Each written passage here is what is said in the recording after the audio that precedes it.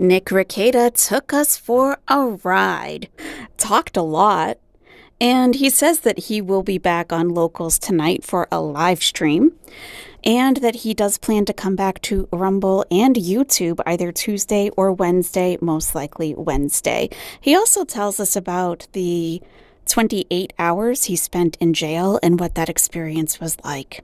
So, here it is, Nick Rekieta in the car driving. Fasten your seatbelt.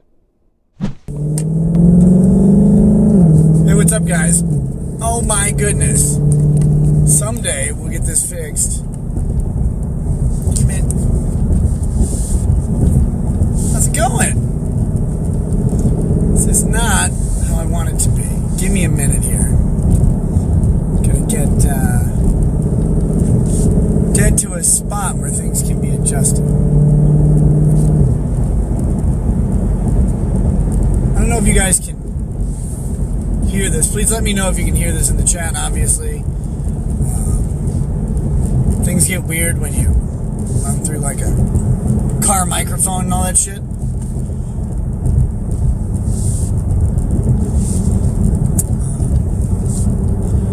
These sunglasses on, but probably not necessary for long.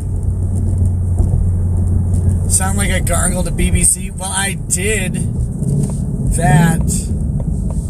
Give me just a second.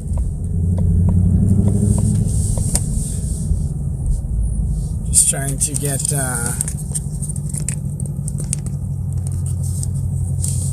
you can hear, that's good.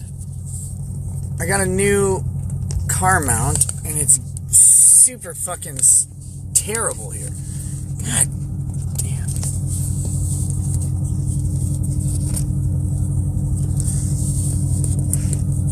Wait, who said I wrapped? Andy said I wrapped my car around a tree? Okay. Sure I did. I guess. Woo! I just gotta turn around.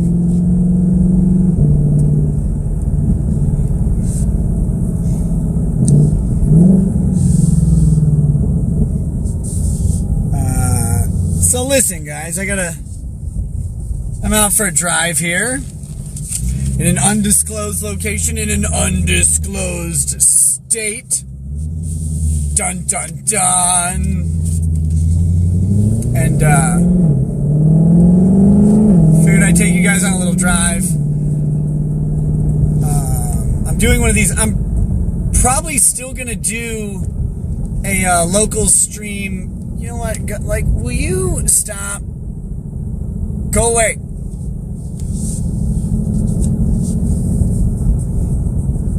To like the weird cunt who keeps posting the giant spam thing. I told you last time. Just say it. Just say what you want to say, like the one time, instead of trying to block the whole chat by being gay.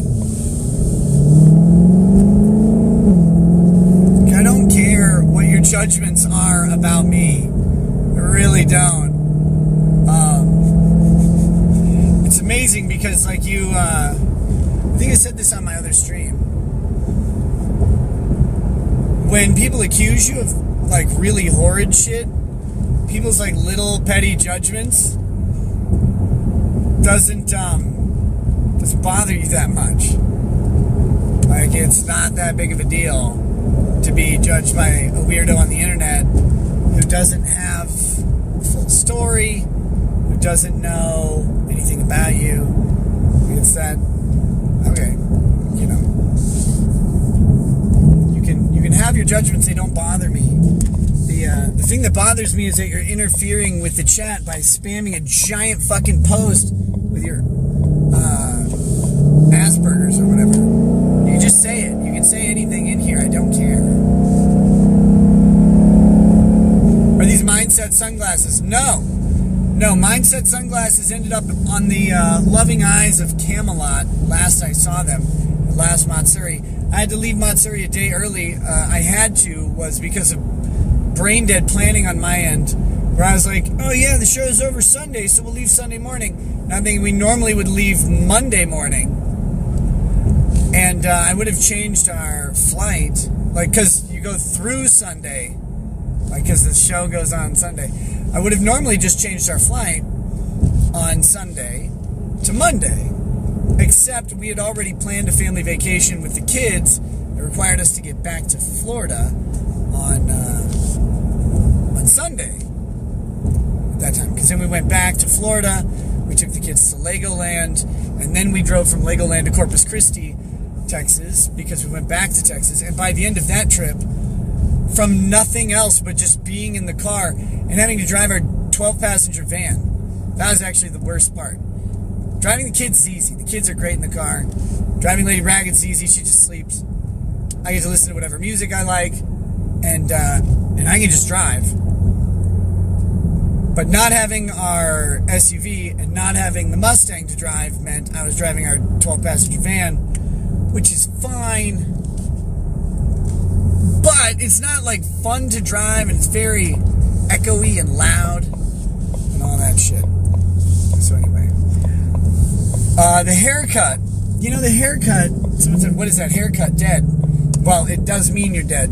No, the haircut is just a hybridization of the original Rekieta Law haircut, like the high and tight fade that I used to do. Back for Knifus Nazi. I would do that, but then keeping the length up top, because I kind of like having longer hair. And then also my barber, who I love very much, whenever you tell him to take like a little off the top, he's like, hey, I got you, bro. And then he cuts like 4 or 5 times as much.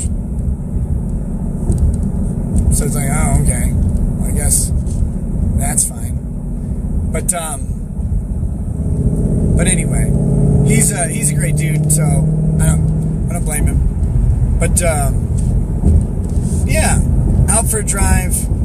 Figured it's fine to do a little stream and chat. Nothing too crazy. And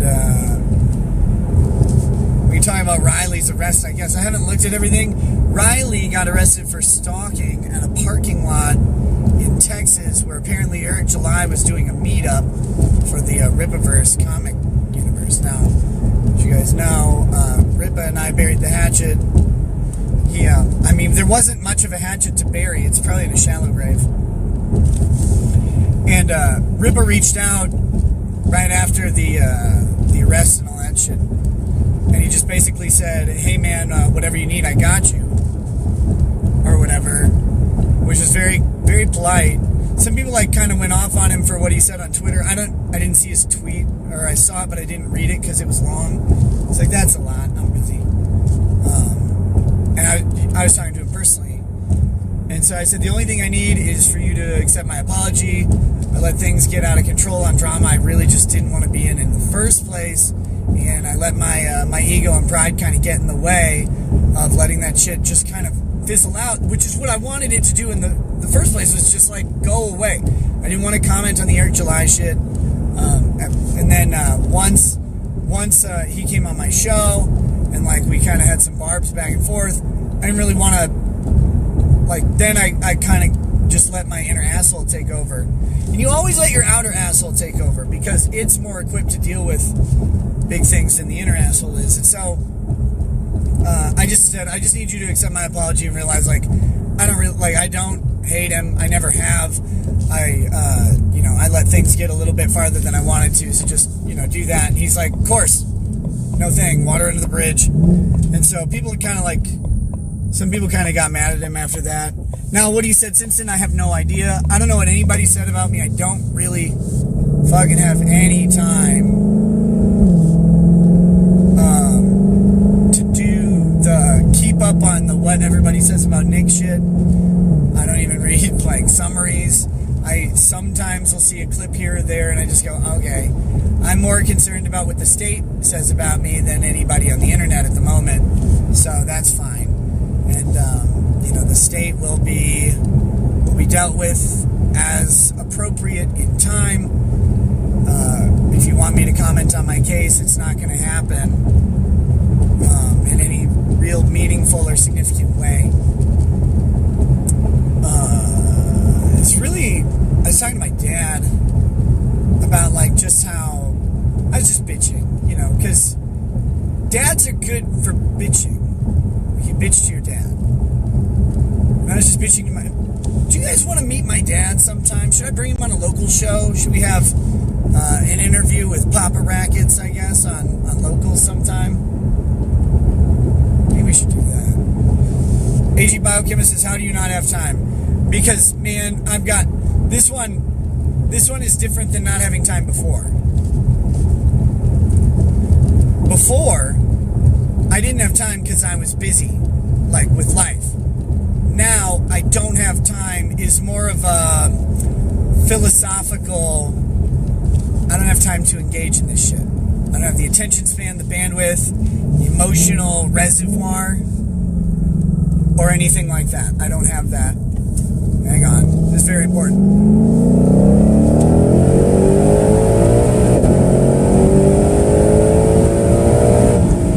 So I had to get up to the speed limit very quickly. But I don't have the attention to give to this matter because I have way fucking more important stuff to do with my life at the moment. More things I have to take care of and get wrapped around. Like trees in this car, obviously. Gotta wrap this car around some trees! And I love the internet sometime. But, yeah. I've been talking to my dad about having him on my show. That wasn't what I was going to tell you, though. I was talking to my dad just about how irritating it is to have to meticulously think through everything you're going to say.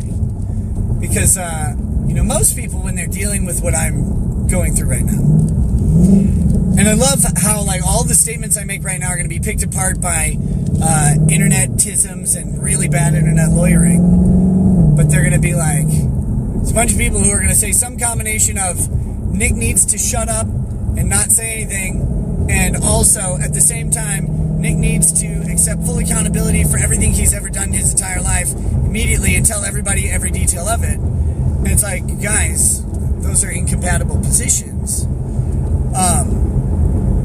But here's the deal. Most people who are charged with crimes and are being dealt with by the state, they don't depend on speaking in public as part of their, like, livelihood. Most people aren't dealing with that. And so it adds this little wrinkle where, it's really easy to not say anything if you're not normally saying something. But when you're saying something, even if it's stupid nonsense like me all the time, it becomes much more difficult to not say anything at all. So, I was just bitching at my dad about that. No reason, nothing special. It was just like, before,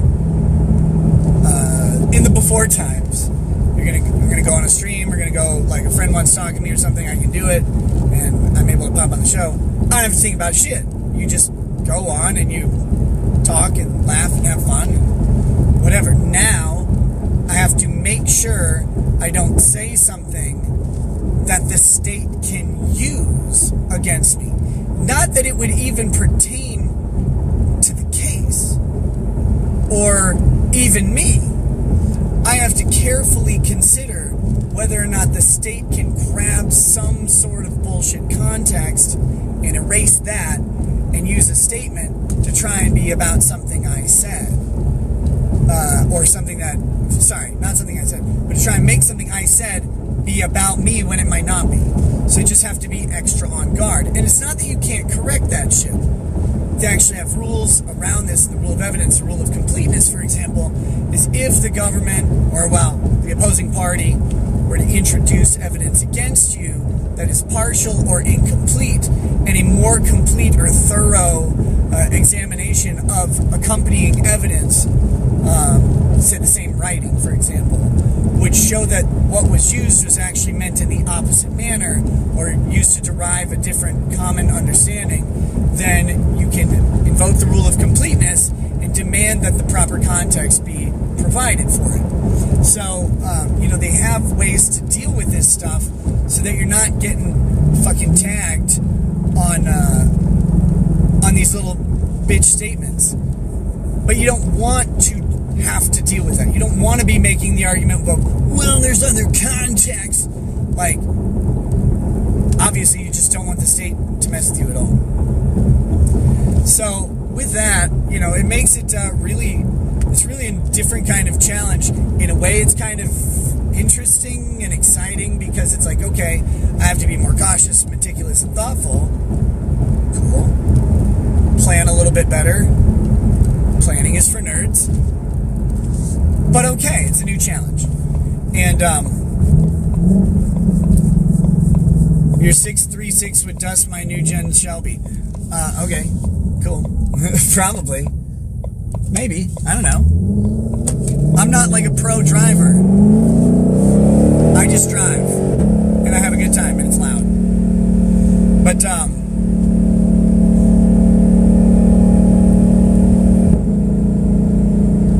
there it was. I had like a little piece of chicken wing stuck up right where my gum meets my lip. Man. The sun's going down. We'll get the eyes out, I guess. But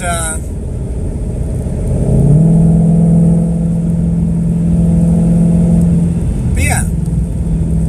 So I was just talking to my dad about how fucking annoying it is to have to really carefully plan everything you say, because then people start to like read into everything you do, right? They read into, why is he talking like that? Why is his voice cadence like that? It's like, I don't know, maybe because normally you just talk and now you have to ponder over the next 3 words the whole time. But we may have to go through Riley's arrest. This is where I think I was starting. We have to go through Riley's arrest sometime. I am planning on coming back to YouTube and Rumble, whatever it is, either tomorrow or Wednesday. Thinking Wednesday maybe, because I want to get the stream up, more than 2 hours in advance, maybe 12 to 24 hours in advance, so that people have enough notice to come back to the first stream. Looking for some great topics. Oh, I did get some new fan mail. It's been a while. And after all of this shit, fan mail is just a nice reminder that sometimes the shit's kind of funny. So yeah, it's good. It's good to come back to YouTube and Rumble. I've been looking forward to getting the stream going again. I haven't quite finished redecorating my office. Now, it's not because I'm doing major redecorating things. It's just that it got backburnered to other shit that I had to take care of. So it's that's the way it goes.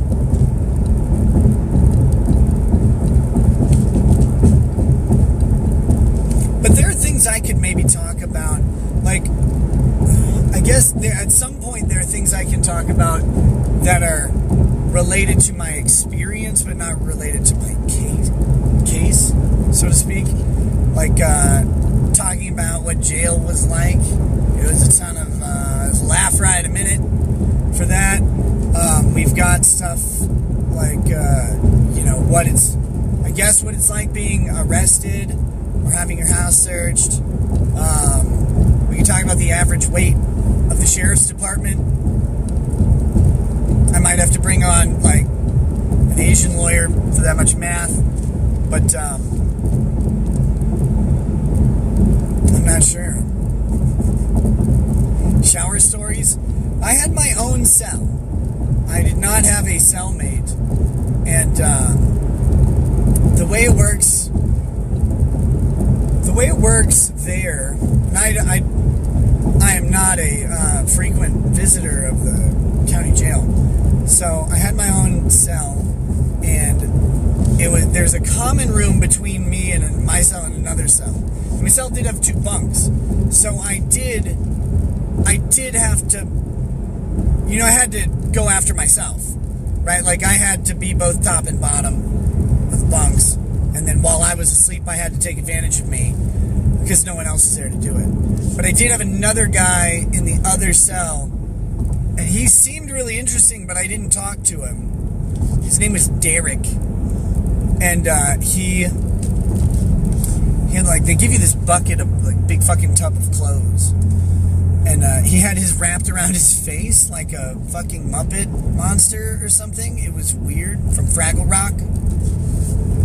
And he was just pacing around all day, like this big. It was like a cartoon. It was so strange. I don't know what the hell was going on with that guy, but he seemed cool. Like, I'd like to talk to him and figure out why he was doing that. What his angle was, because, like, they know who you are. You're already booked. I mean, you're not, like, obscuring your identity, and there's no, like, particular dust or anything for him to hide around in, like hide his face from. Like, wasn't filtering the air, so I'm not sure. How long was I in there? Like, I got there around 11 a.m., maybe 11:15 a.m., and I was out at 3:15 p.m. the next day. So, a little over 24 hours. That's inpatient, I think, right? At that point, you're an inpatient.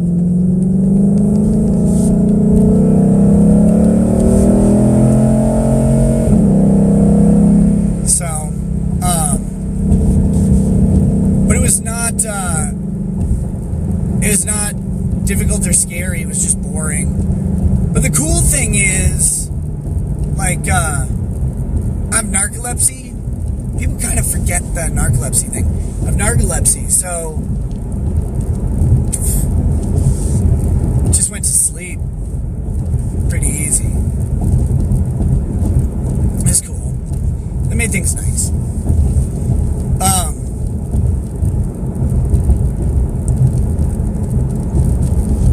I kept waking up to different sack lunches.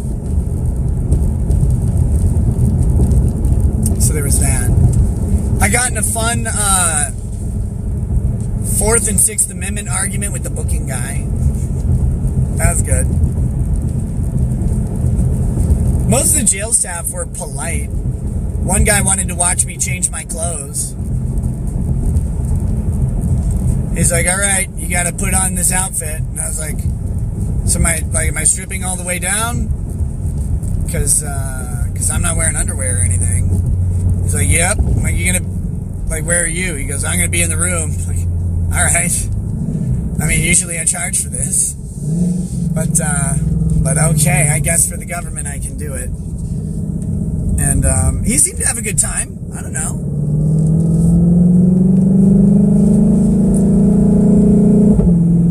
What percent of the jailed were Somalian? That day there was okay, so this jail facility is, they partner with the feds, and they do an ICE holding, Immigration and Customs Enforcement. So they were predominantly Hispanic. Predominantly Hispanic when I was, from what I saw. This town, Wilmer, this town has a high Hispanic population, a fairly high illegal Hispanic population. It does have a high Somali population too. It's pretty comparable.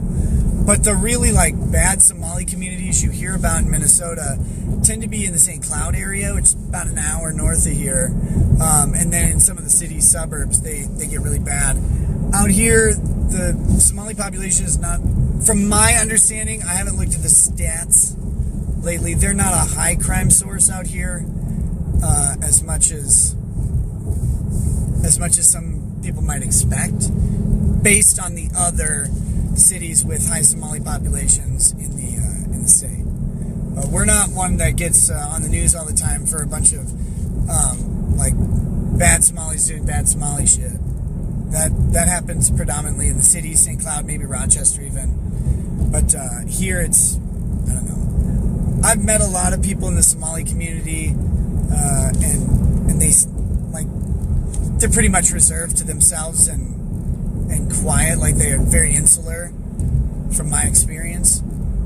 My experience is limited, however. So I couldn't tell you much more than that about them.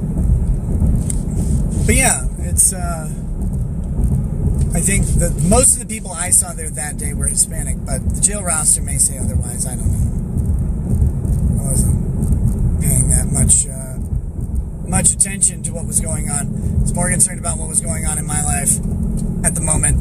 And then, of course, I was very concerned for Lady Rackets as well. And I saw a lot of people earlier asking how Lady Rackets is. I mean, given the circumstances, better than expected. She's a strong lady. It's tough. Like, this shit is really unfun, obviously. Being under the government thumb is not enjoyable. It's not supposed to be. It's designed this way. It's designed to be stressful and strenuous. And that's how it is, right? But, you take it a day at a time, and some days are good, and some days are fucking garbage. And then some days are partly good and partly garbage. And then other days, your mood kind of swings back and forth by the minute. There's no predicting it. You get a phone call or a text message or an email from a lawyer, or from the government, or whatever, or even from a family member or friend, and it can be really uplifting.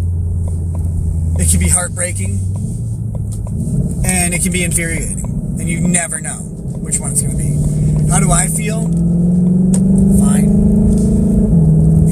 It's the first time I've said that in a while. No, I mean, again, given the circumstances, taking the opportunity to do some shit that I needed time to do, lots of that just being having time to,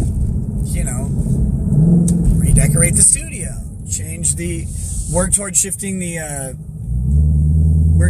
my show schedule towards the daytime a little bit. I'm still not 100% sure how that's going to pan out.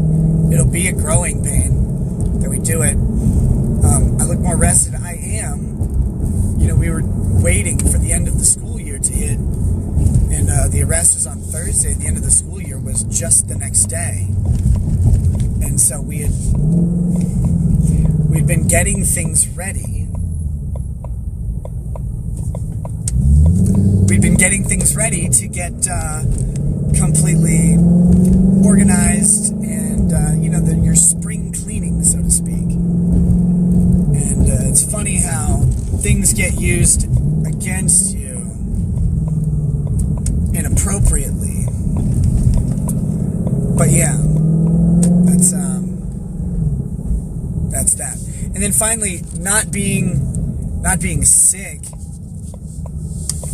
It's really nice because I have been able to put weight back on. And I'm still under massive stress. Different kinds of stress, though.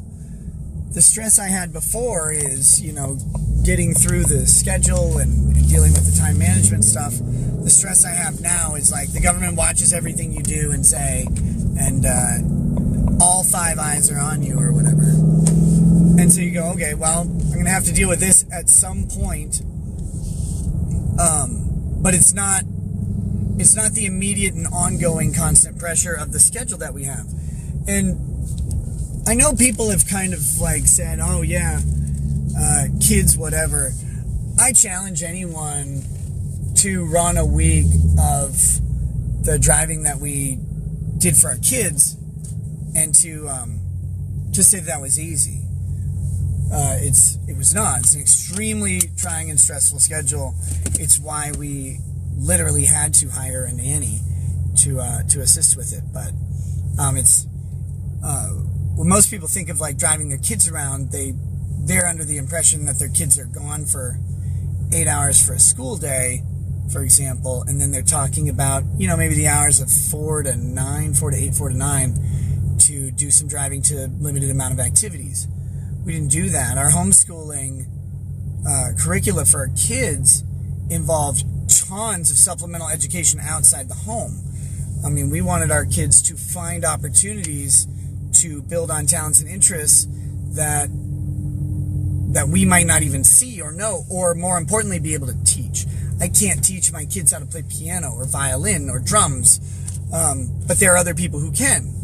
And so you're bringing the children to these places all over, and they have diverging interests and stuff like that. So it's tough to deliver, convey what that looks like.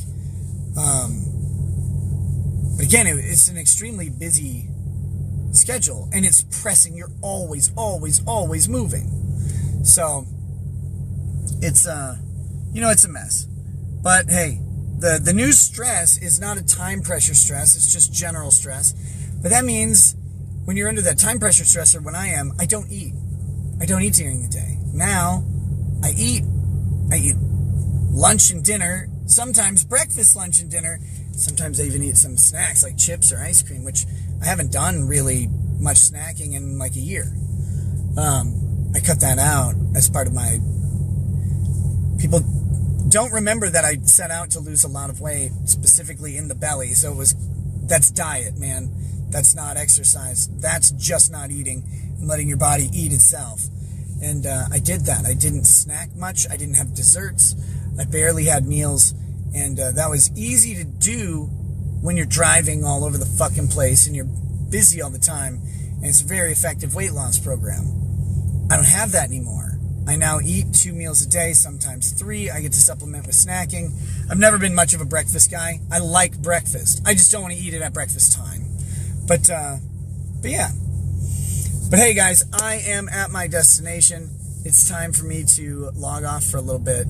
I do plan on doing a live stream here on Locals in a little bit. Again, I gotta go find out what the rest of my night looks like. I would look around the time of maybe 11, midnight, probably another hour and a half show like last time. Be a little more focused. I just wanted to talk with you guys while I drive. It's been a minute. And there we are. So let you guys know I'm alive. I do plan on streaming tonight, and the full return to the streaming channels is coming. And I hope you guys are looking forward to it. I think there's been some big moves in the Trump cases. The Georgia election fraud case is suspended. Eileen Cannon is considering Jack Smith's appointment's constitutionality, which is very interesting. Alvin Bragg is now having to justify before Congress his prosecution of Trump in New York. We got some crazy shit going on there. Plus, I got fan mail. Always fun with fan mail. We got some unbreaded to do. And the NRA did something fucking useful the other day with the Supreme Court. Supreme Court's under ongoing pressure. Lots happening. We'll get on it. Doggone it. And that's just a humble shout out to my friend Camelot, who apparently signed the biggest contract of his life. Hey, man. I just signed the biggest contract of my life. I gotta think back. A couple years ago, I did a video. And I know. It's called I'm 31, I Have No Friends. Emotional, I'm sorry. And I cried like a bitch. Because I realized that I didn't have no friends. And I was alone. But then I had YouTube friends. And that's you, the chat. And now I got a YouTube car. And I drive it in circles, real fast. Just kidding. I love my boy Camelot. I don't know what contract he signed. I hope it has something to do with him driving, because that's his fucking passion and dream. He's a great dude. So I'll be talking to him soon. And then we'll take... I'll see you guys in a little bit, hopefully. Like in a couple hours. And then, like I said, either tomorrow or Wednesday for the regular stream. Alright, guys. Catch you then. Have a good night. Peace, peace. Well, don't have a good night until you see me again. Peace, peace.